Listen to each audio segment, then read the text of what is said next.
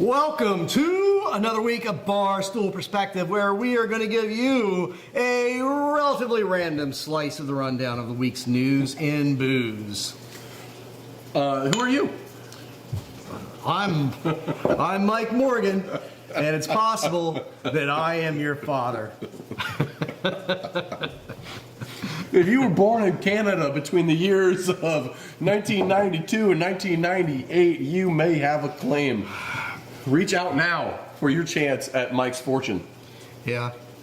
It's more like if you were born in a trailer park. In Canada, though, I feel like a Canadian stripper in a trailer park may or may not possible. have fathered some children for you. Yeah. If your mom used to be a dancer in Windsor, in the Windsor Ballet. Well, speaking of trailer parks, the singer-songwriter Jewel, who has famously, locally created the Wellness Festival, which does Wellness Festival get outside of Cincinnati? It's big here, but I don't know. I don't know. It's corporate. I've never been to it, but I know it's a big thing. The Wellness Festival is a big thing here in Cincinnati, and Kroger, which is also a big thing with food, got involved. And Kroger and Jewel have been building this Wellness Festival for several years now.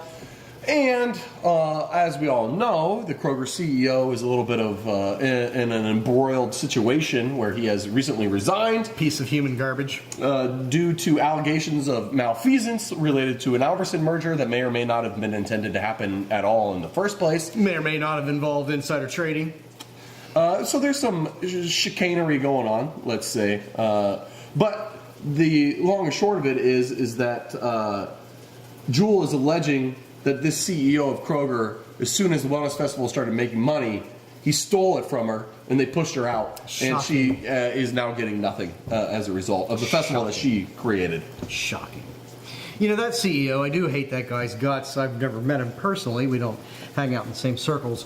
But the reason that I hate his guts is he really is the embodiment of all of the worst impulses of modern corporate America. Yes. I mean, that's a good way to put it. We're in this parallel of the whole kind of the 2020s do look a lot like the 1980s in a lot of ways, except for the fun parts.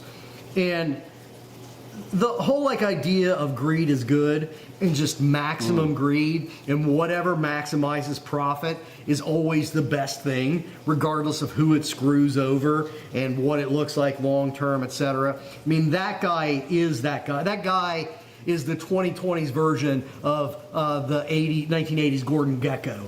Like, he is just that piece of shit. Just a soulless greed head. Pure greed, short-sighted greed, 100 miles an hour all the time. That's interesting. That's interesting because I agree with you. But it doesn't seem like Kroger here locally and broader in their area that they exist, they didn't get as big as they are because of that initially. No. They might have had the competitive drive to want to be better in the marketplace, but I feel like, and maybe this is just old manisms coming out, but I feel like there used to be a time where they cared more about the customer experience than they did about how to extract maximum value out of a customer. It was a very brief, it was a night and day difference in the attitude towards customer service before and after that CEO. Like the small Kroger by me, it really felt like an old school neighborhood grocery. I enjoyed going to shop there. And they really focused on customer service, and that all went out the window immediately. Yeah, and you know what? I think that the Wellness Festival itself is a really good example of that greed trickling down. Yeah. You said you haven't been? No, I have not. It is disgusting. And I'm not talking about the products they're trying to shill, which are mostly just crap, the garbage of things pretending to be healthy. It's a lot of P&G stuff, right? It is consumerism run rampant. It is people showing up to the Wellness Festival with wagons, children wagons, not full of kids, but empty so they can fill it with as much free shit as possible. Yeah. Things where you're really only supposed to take one, they'll take handfuls and just dump it into this thing. First of all, it's pathetic that people feel like they need to have to do that. It's pathetic for our country, that is. That we have people that are in a position where they're having to go to a wellness festival and steal as much free shit as possible in order to just, have an existence that's worth living. It's also disgusting that people... that's all of it's gross. And it's gross that it's allowed to happen. It's gross that this company is pushing an environment where these things are encouraged. And everything they do, I feel like, that the wellness festival shows it. It's gross. It's absolutely gross. I think at the end of the day, the real question is, what's wrong with you, Jewel? Well, she's from a trailer park. Yeah. Have you been to Alaska? No. Okay. No. Just making sure. Speaking of trash, TikTok and the latest TikTok trend. Mike, when's the last time you dined and dashed? The 1980s at Rack's salad bars. I very rapidly learned that dining and dashing was just an awful thing to do, not just to restaurants, but to servers. Especially to servers. Yeah. You're really screwing people over that are working hard for a living. So, no, I did it a couple of times. I really literally only did it like a couple of times at a Rack's. And just because you could steal the salad bar stuff, Yeah. So I have thought that was wrong even when I was a far worse human being in my youth. Yeah, I did it once in Athens at the diner down the hill towards Skull, that diner. Yeah. Dine and dash there. We got caught, because one person in a party was too slow getting out the fucking restaurant. So they ended up paying for everything. And that's what... It's like that old joke with the two guys, bears coming up. What do we do? Run. I don't think we can outrun the bear. I don't have to outrun the bear. I just have to outrun you. Yes, yeah. Yeah, that's what happened. Sure. And afterwards I felt terrible. And I never went back to that diner again the rest of my college career because I felt so fucking embarrassed. And I feel terrible for it. But it's on the rise. I was up there this last summer. There's still a picture of you. There with my ass out. And for life. Well, it's on the rise, and it's gaining popularity on TikTok as well, where people are boasting about their exploits of dining and dashing. And I think this it ties in well off the backs of just the capitalistic hellscape that we often find ourselves in. Of people feeling the need to do that, but then also having to post it on social media like an idiot. That's the worst part. Let's not blame that on the economy. Let's just blame that on assholishness. Are they filming themselves dining and dashing? I don't know. I'm not on TikTok. I'm not either, but it feels to me like some prosecutors should be. Well, if someone films themselves actually actively committing a crime, you're toast. Like that's insane. It's astounding the percentage of time that happens these days. Mm-hmm. But yes, if you're the laziest of prosecutors, you should dedicate at least one work day a week to tracking down and prosecuting idiots that film themselves online committing crimes. Today's my TikTok crime day. Yeah. Sorry. Yeah, this is the TikTok docket. Nothing but idiots coming up, Judge. Well, we've had two stories that weren't directly related to booze, but this third one is getting a little closer. Weed versus booze. What exactly is going on? Are people drinking less because they're smoking or not? There is a new study coming out that's trying to determine if going California sober or zebra striping or some combination of in between is actually impacting your desire to want to drink alcohol. And this study is a little surprising, but not really.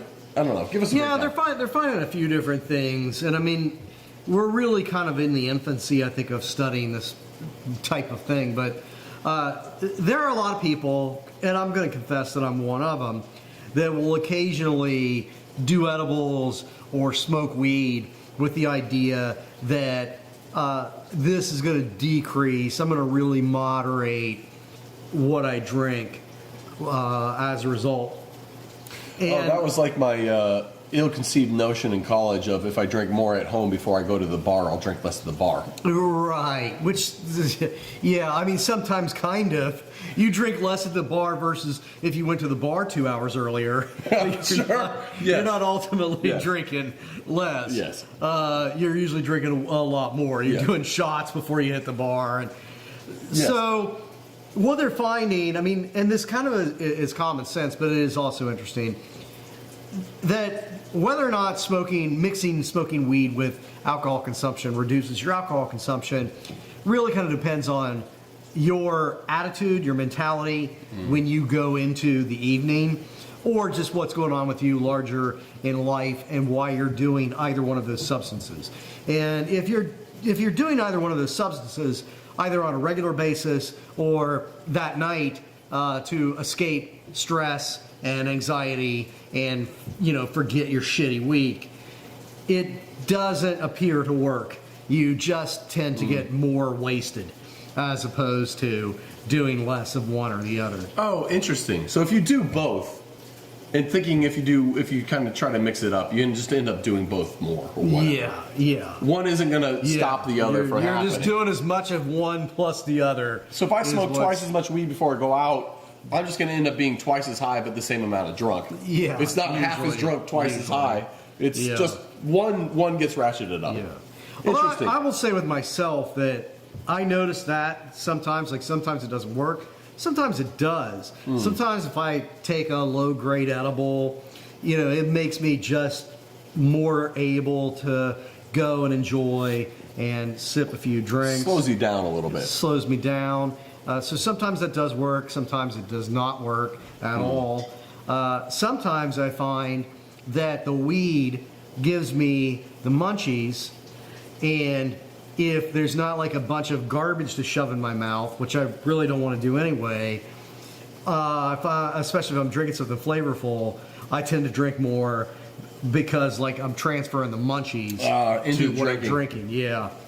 Interesting. Do we still call it crossfaded? Doing both? Is that a thing? I'm not familiar with that term actually. Oh, okay. Just California striping? California striping is Zebra what I just, sober? yeah, I made it up. The other thing they're finding is that, when I was a kid, you're almost always the first drug you did was alcohol. But that is flip-flopping now. Like alcohol was your gateway to smoking weed, and smoking weed was obviously your gateway to smoking crack. Naturally. But these days, they're finding that because of crackdowns on like alcohol consumption, alcohol sales to minors, and cracking down on how minors consume alcohol has increased, which is a good thing. Their access to weed has increased, and so the youth tend to use weed as a gateway drug to beer or other alcohol. I mean, more likely seltzers and shit like that, but you know what I mean. Interesting. Kind of flip-flop. Well, the prevalence of easily accessible and known marijuana in a household has probably never been higher. Like, correct. Parents, anyone of our generation or any new parents coming up, like they're having weed in the house. Yeah. I don't even consume cannabis on any type of regular basis, and I got 3 different locations in my house that I know have cannabis. Yeah. So I get it. I guess I get that. So if you're gonna find something as a kid. I'll be over for that treasure hunt later. You know what's good today. though, Mike? You often roast the younger generation for their non-alcoholic shots and their desire to do cowboys and other things that are, not nearly as drunken as you were. Mm-hmm. However, they're still getting messed up. Like the kids are all right. They're just getting messed up on different things. Okay. I mean, I'm not. I'm willing to look for hope anywhere with them, but I don't know. I've never been a big pothead. I mean, I've smoked a lot of pot, but from a social standpoint, it tends to be much more of an insulating, asocial drug, and so I don't know. There are still broader implications in terms of your sociability. Well, that's a good point. We were looking at our taproom manager, Sam, was posting on our company Slack some data recently about what's selling in the tap room on draft versus carry out, the splits based on percentages and yada yada yada.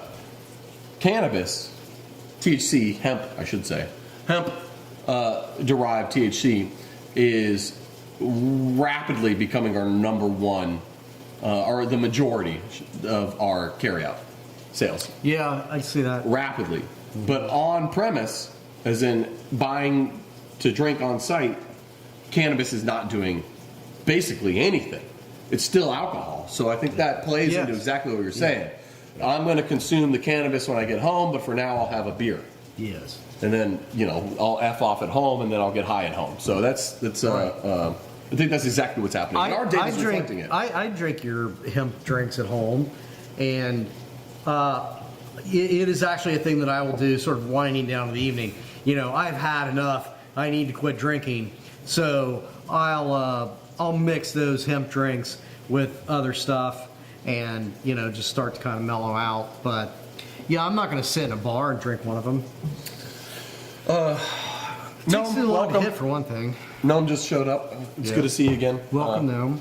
Julia, as always. Owen, thank you guys. Cheers to y'all. This next update is for your financial health. Tilray. Yes. It's down to 51 cents a share, which means let's just keep tripling down. That's what I always say. Bought another 1,000 shares of it when it was at 60 cents. So guess I might as well buy another 1,500 shares of it now. Yeah, well, it's not like the dollar's going to be worth much more than that soon. So, fuck it. Well, so some analysts came out with their review of their quarterly financials, and basically what they've said is that their sales target estimates missed, but they were focusing on profitability, which means increasing their margins. So that's good news. They talked about how they are focused on the long term. They use the beer only to rationalize cash flow, as in keep money coming in and moving around.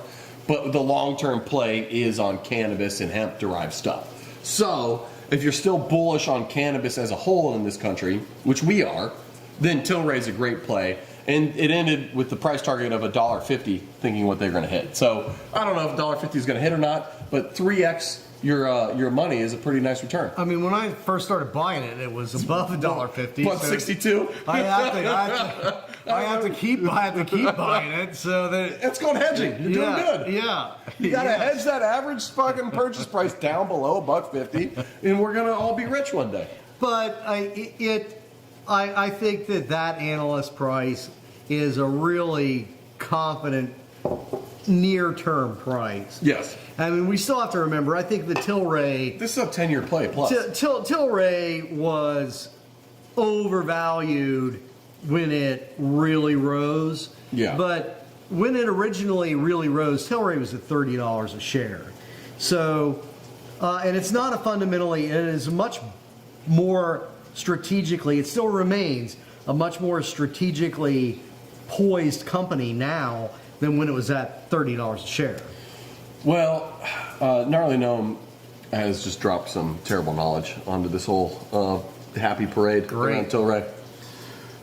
He says that the CEO, rumor has it, is paying for operation bills out of his own pocket, many of which aren't going paid. So maybe $1.50 might be 5 cents a share. What was all that? I mean, there was like 2 weeks ago, we got information that the financials on it were really good. Yes, this week as well. That their profit margins were good. They're increasing. Well, I don't know. Noam's more plugged in than we are on rumors and stuff. The man trades in it. He knows what he's doing. I don't know. I don't know what I'm doing. I love to throw money away. That's what I love to do. He trades information for getting over that bridge. That's trolls. Oh, shit. Okay. Hell, I thought he'd do a lot more than that. No, gnomes make fucking shoes and cookies and live in trees. Hang out in your yard? Yeah. Fucking climb into brewery tunnels. Mike, I'm terribly worried about the effects of alcohol. Should I be? You know what, Brett? your buddy Elon, or Elon, nobody knows how to even say his name. I talk to people all the time. They don't even know how to say his name. He has hooked you up, brother. Doge has gotten rid of this department in the CDC that studied the effects of alcohol and its relationship to disease and how to curb problematic aspects of alcohol consumption. There was one tiny little department within the federal government that did that. Mm-hmm. And although it was really, really small in terms of employees and federal money, it was the only real national objective study on the impacts of alcohol. Unbiased. And there were 11 different states that had like state programs, health programs that were entirely reliant on the connection to that program. And that program has been completely eliminated because, of course, the $10 that was spent on it will help pay for the tax cut that Elon Musk is going to get. So if you're worried about the impacts of alcohol on your health, you just need to know that you can now be much more blissfully ignorant. We're not really going to know what those impacts are, so fuck it. Cheers. Hey, it's healthy again. It's good for you, baby. Make alcohol healthy again. Ma. Yeah. Gnarly Gnome has corrected us. It's not fucking gnomes that live in trees either. It's elves. We don't know what gnomes are. They make the cookies. That's elves. Right, elves make the cookies. Gnomes just hang out in your yard. Yes, and drink. You know, that's one of the signs of a, there's like the whole, I went through this list a while back, like how you tell like swingers. God damn it, I knew it was going to be porn related. I knew it. I knew you were going to say a sex thing. It's not porn related. I knew the list was going to be sex related. It's like, I fucking knew it. They're supposed to be. And all of these things are innocuous, was the really funny thing about the list. But one of them was garden gnomes. Like if you got a gnome in your yard, swingers. Really? So yeah, that is a real thing. I'm not making it up. Know what I'm saying? I know, Miss Aaron. Mike, whatever. You've heard this rant from me before, but vanilla is pretty great. Vanilla is pretty great. Vanilla comes from an orchid. It takes 3 years to mature. You get one bean from one plant. You need to age it and ferment it and then get it ready to be the delicious flavor that it is. Yeah. Vanilla is so amazing, it's basically become the ubiquitous plain flavor in the United States. Yeah. You go to an ice cream shop, you don't get plain ice cream, you get vanilla ice cream as the base. Plain ice cream doesn't even exist in America anymore. Plain ice cream is milk flavored ice cream. You can't find milk flavored ice cream. It doesn't exist because vanilla is that GD good. It has erased plain ice cream for the face of the damn earth. That's an amazing thing. People treat vanilla ice cream, there's a broader point here, but people treat vanilla ice cream like it is plain ice cream. It really irritates That's wrong. me. I mean, to me, like it is the test of a real creamery. Good vanilla ice cream is just delicious. And it is the vanilla. I mean, vanilla is a specific flavor, and it's just, it's plain because it's so goddamn good. It enhances everything it touches, like salt. Yeah. It makes things taste sweeter than they actually are. It smells delicious. It's an amazing flavor. There's a reason that it goes into basically every sweet and baked good. And I have heard you explain and I never knew this before I met you, and I heard you explain it to my classes of like what goes into producing vanilla, and it sounds extraordinarily expensive. It sounds like vanilla should cost as much as truffles. Well, and the thing too is that, with the global use of pesticides, the insects that pollinate vanilla largely don't exist. So most of vanilla is even hand pollinated anymore when it finally does actually flower. So yes, it's horribly expensive. And what's crazy is that we can get it for about $85 a pound in the United States, which is hella cheap. A pound of vanilla, how many grams are in a pound? You probably know from your drug days. No, It's like I was never. I was Producer not a Dan? coke dealer. You smoke a lot of weed. What's an eighth times 8? That's a good question. 3.5 times 8 is that well that equals an ounce, then times that by 16. So 8 times 16 times 3.5. What do we got? 454. 1 ounce is 28.35 grams. So times that by 16. Happy Friday, Nathan. Welcome to the show. We're waiting for producer Dan to do some math for us. He is taking a long time. We're just going to say it's 454 grams. It doesn't matter anymore. It takes about 1 gram is 1 vanilla bean. So 450 vanilla beans are in a pound, and you can get that for $85 wholesale. If you go to Kroger, you're getting ripped off because they sell the beans in those dumb little capsules, and they're all dried to shit, and they're terrible. Long story short, Madagascar It's not that short of a story, but go ahead. is on the tariff list. Yeah. Now, the whole thing with the tariffs is that if you buy more from us, we'll ease up on your tariffs, right? Yeah. The hell is Madagascar going to buy from us? So Madagascar is our primary supplier of vanilla. Madagascar is poor, dirt-ass poor. So that's one of the problems with Trump math, is that he is equating trade deficits to tariffs. And they're completely different things. The fact that we buy all of our vanilla from Madagascar just means that we are raping and pillaging the people of Madagascar. Yes. Who are too poor to buy shit made in the United States. So of course there's going to be a trade deficit. There's going to be a huge trade deficit. And they're too poor to even sell their products at fair value. Yeah. 85. Can you imagine if vanilla was grown in America? Oh my God. It would be $4,000 It would cost a as pound. much as truffles. Yes. Yeah. 100%. Yeah. How could it not? It would be the most exotic goddamn spice you could get your hands on. It's an absolutely bonkers thing. You know, we've hammered on this in your class a lot when you were teaching the UC beer class, but the fact that we can just get tropical fruit or any fruit year round for the same price as it's grown in America when it's Yeah. shipped halfway around the world. Crazy. Like blueberries in the middle of the winter is asinine. But it comes from South America. We're paying pennies on the dollar, and then you can afford to pay $3.50 at the grocery store for a quart of it. It's crazy. But anyway, tariffs are messing things up. Costs are going to go up, and that's the end of it. I'm so sick of talking about effing tariffs, and everybody in the beer business is just like, tariff this, tariff that. Guess what? We're all effed, and they're not going away, and you bitching about it, you missed the point. 8-9 months ago was the time you needed to care about tariffs, when one of the presidential candidates was talking about how he was going to tariff the shit out of everything. Yeah. You think he was lying? No. Goddamn. Yeah.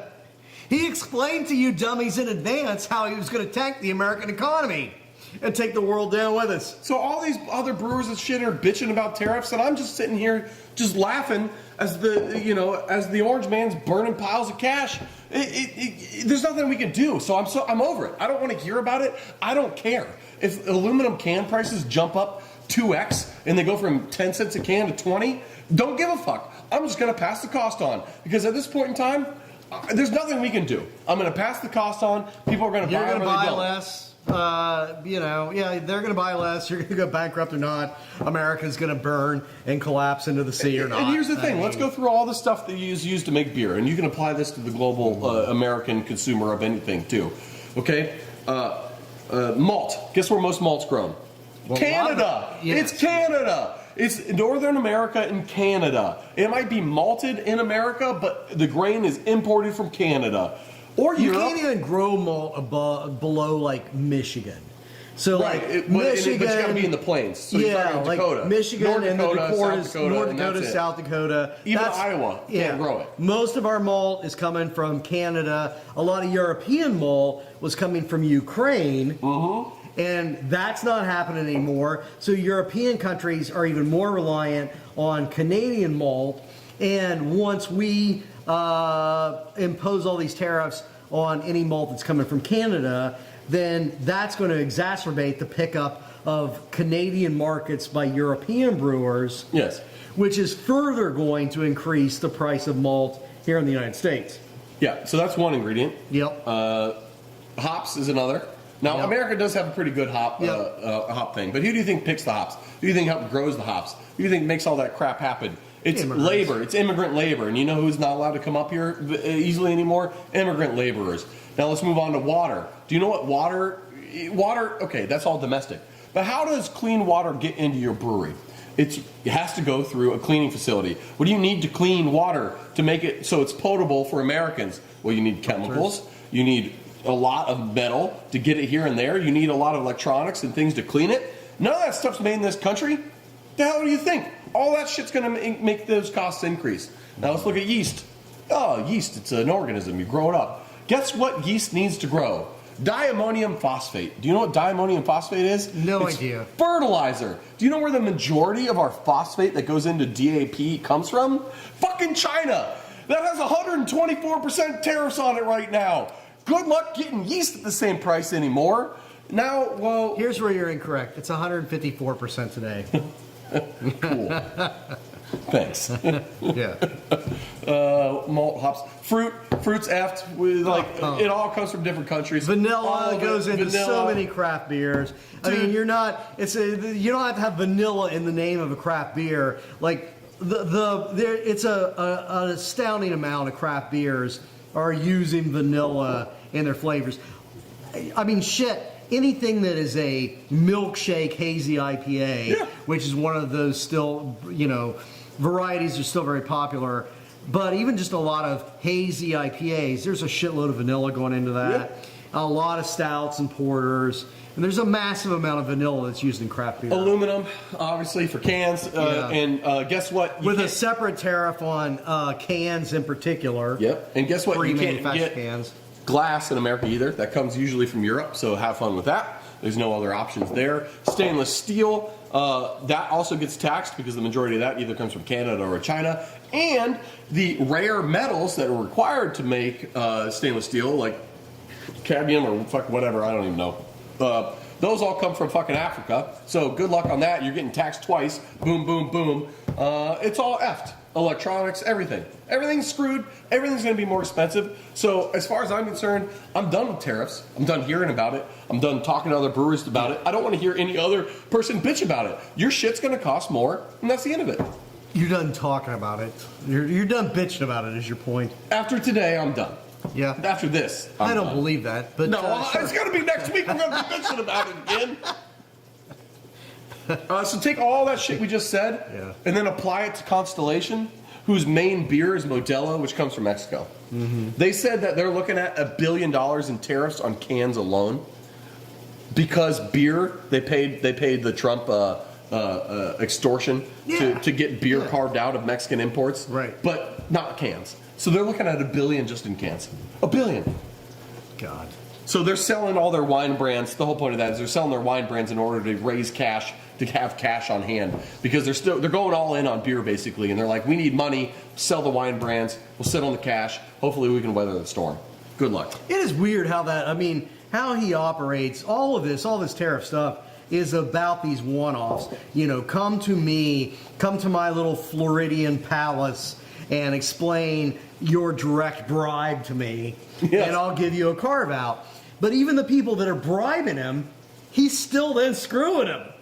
I mean, it's not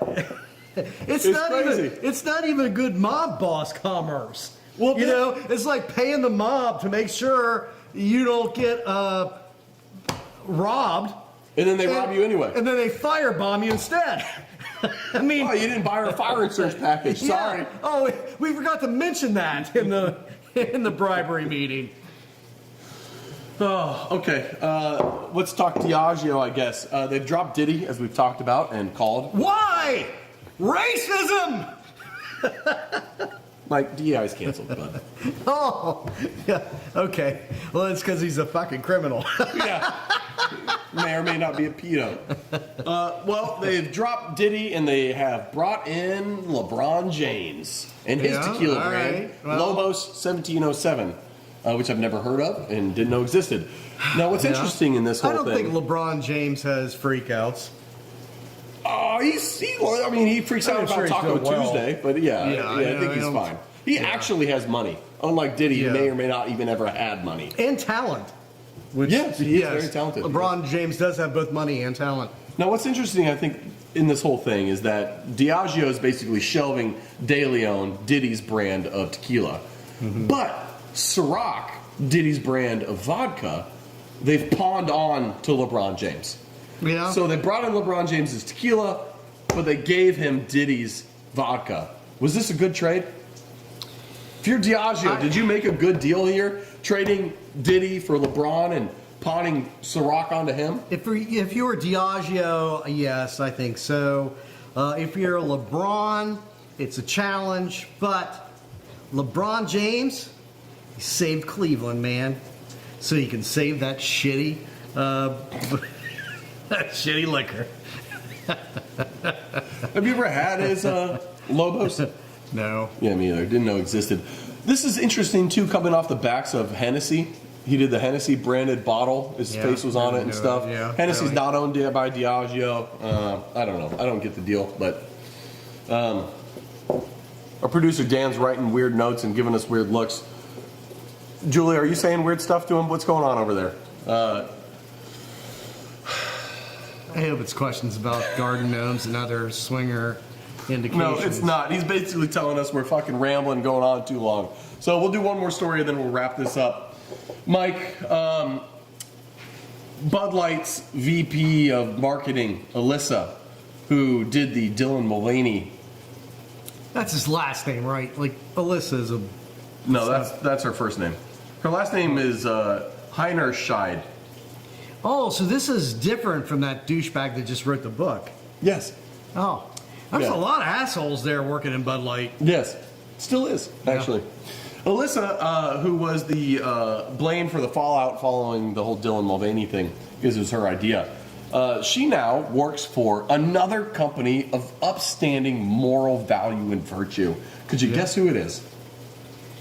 Greenpeace? That's a really good guess. That's a really good guess. No! It's the Saudi Arabia Monetary Fund. Specifically, Live Golf. Oh, well... The bastions of human rights, Saudi Arabia has hired the Dylan Mulvaney enthusiast, Alyssa Heinerscheid. The President of the United States is very involved in the whole Live Golf, so I'm sure that it's extraordinarily patriotic. Oh, is he really? Yes, he is. Oh, god damn it, of course. But Saudis are, I mean, aside from like 9/11, they've been great to us. You know? 9/11, murdering some journalists, human rights violations. Other than that, you know, they're pretty cool. Sure. Marco, you mentioned Brewdog. They just launched a spice brand. So they're doing, Brewdog's doing spices now. Spices and kitchen accoutrement. Really? Yeah? Are you Are you going to buy it? They're spicy as fuck? Like a spice pack, yeah. Oh, No. yeah. What Yeah. the PAF, now it's SAF. Spicy as fuck. No. No, I'm not. You don't want Brewdog peppercorns? I really don't want Brewdog anything.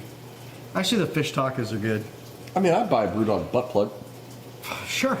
Shove it up my own ass. I own That's three. what it tastes like, drinking fucking punk as fuck beer or whatever that shit is. Anyway, check out our shorts. We might not be live next week. Producer Dan is going to be at a place in Dollywood, Tennessee. Which, yeah. And 'Cause that's what he's doing with his life. Adam Rabinowitz has basically sworn off Mike Morgan from ever seeing him in person again. So we won't be going live. We will probably record at some point in time. Adam, I said that because I know you're watching, buddy. I'm just teasing. And yeah, we'll figure something out. But at 1:30 something will be up. Whether it's just Mike and I breathing into a camera or not, we don't know. But until then, check out the shorts. Let us know what you think. Leave some comments. Tell us we're clowns. And we'll see you all next week. Love you, people. Even you, Adam.